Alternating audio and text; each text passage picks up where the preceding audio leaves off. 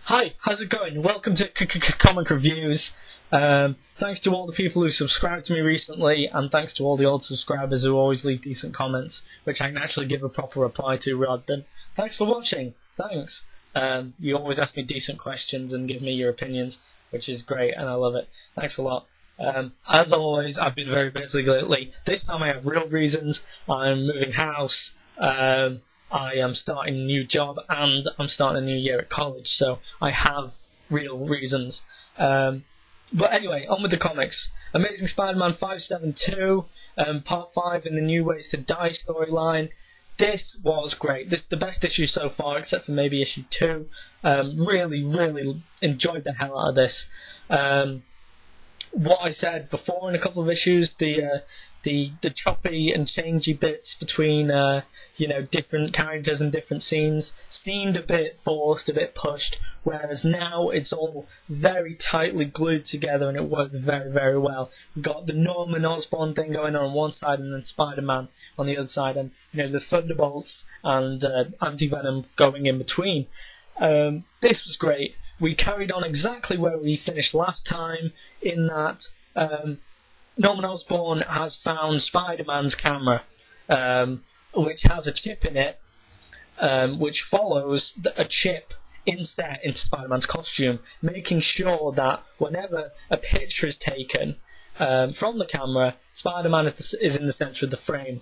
So any picture that this digital camera takes is sellable to what would have been the Daily Bugle and is now the front line. So that's the way Peter Parker makes his money. Problem is, as Norman Osborn often does, he has a way to exploit this, obviously. Now with this tracking chip, he can not only track Spider-Man, but he's also invented these bullets, which when fired, automatically head to the target, i.e. Spider-Man. A certain inside man retrieves the camera, possibly for his own purposes. That inside man was obviously Anti-Venom, or Eddie Brock, and when he comes on the scene, Spider-Man has already been half killed. And proving that he is really a good guy now, Anti-Venom returns the camera to Spider-Man.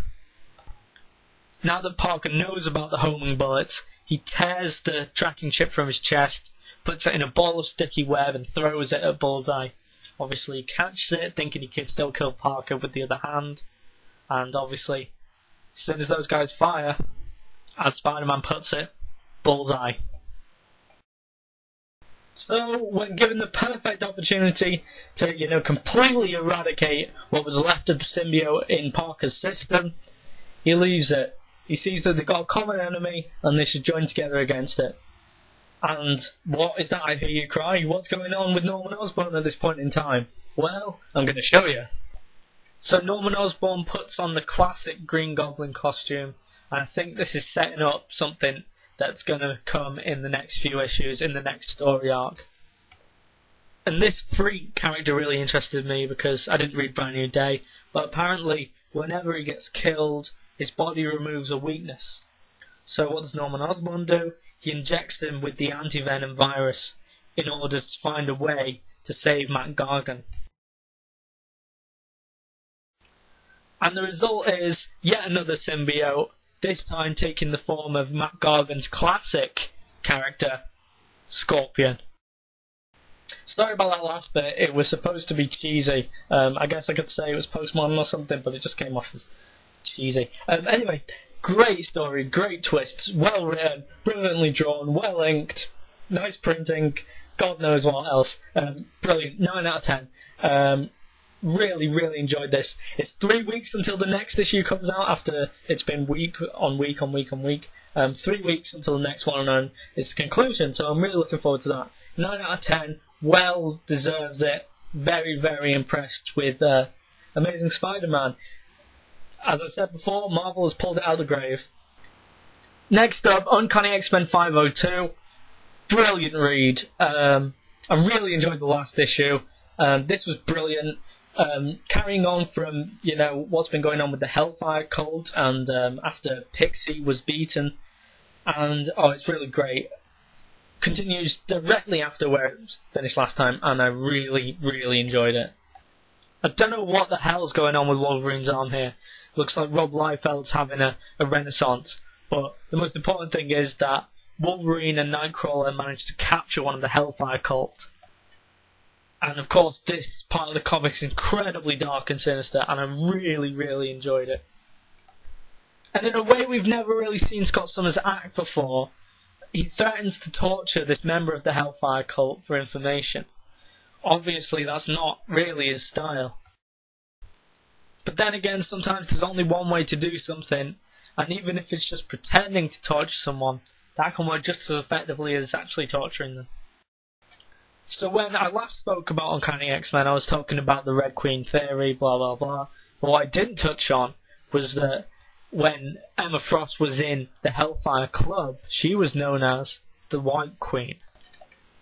And after listening to her minion talk about Emma Frost for some time, she either takes her mask off to reveal herself as, or takes the form of Emma Frost herself. Now, God knows where this is going to go. I know I've already spoiled most of this, but I really recommend you should buy this. It's great. It's great. 9.5 out of 10, easy. I was tempted to give it 10 because I enjoyed it that much. Really, really, really great Chris Claremont style X-Men, which has been missing for a long time in my point of view. I really enjoy new X-Men and stuff like that, but this was just right up my alley. I'm a big, 70s, 80s Uncanny X-Men fan, Chris Claremont, as I said, and it just takes that and just, hits it out the park, completely making it relevant to today and making it relevant to San Francisco, but he's using a lot of the writers are using a lot of those era ideas, like the Hellfire Club. It's constantly alluding back to those kind of things. Really enjoying this. If you're not buying this, why aren't you buying this? Buy it. That's it. End story. There's been reprints of Uncanny X-Men 500. I wouldn't say buy that necessarily, but definitely you will find the back issues of 501 and 502 was only out last week. So 501, 502, get reading this. It is great. Secret Invasion Thor number 2 is going to be the first comic in my very, very quick 3. There's a great dynamic going on between because Thor is torn between Asgard, which is burning and completely overrun by Skrulls, and his wife is giving birth on Earth, and he's torn between the two. And it's great, this soap opera of normal men trying to help Asgard on Earth, and obviously his wife in labour, and also people kicking ass on Asgard. And to give away a big spoiler, there's this Super Skrull who's like an amalgamation of some of the mightiest and fiercest female characters in the Marvel Universe, and she can smell there's new blood on Earth and jumps off Asgard, jumps onto Earth, and is going to go kill Thor's newborn son. So that's a good thing. That was not a good thing, but it's a good thing to look forward to. I'm excited to see where that's going. I'd give it a 6 out of 10. Not great, but good. Next up, the Greatest Hits, which is about the Mates, this superhero troupe from Birmingham, who are kind of like Beatles-esque. I think it's like Watchmen meets the Rutles. If you don't know what the Rutles is, Wikipedia the Rutles. I'm interested to see where this is going to go, because it's apparently going to be set through the decade, so it's going to be a drug era and so on.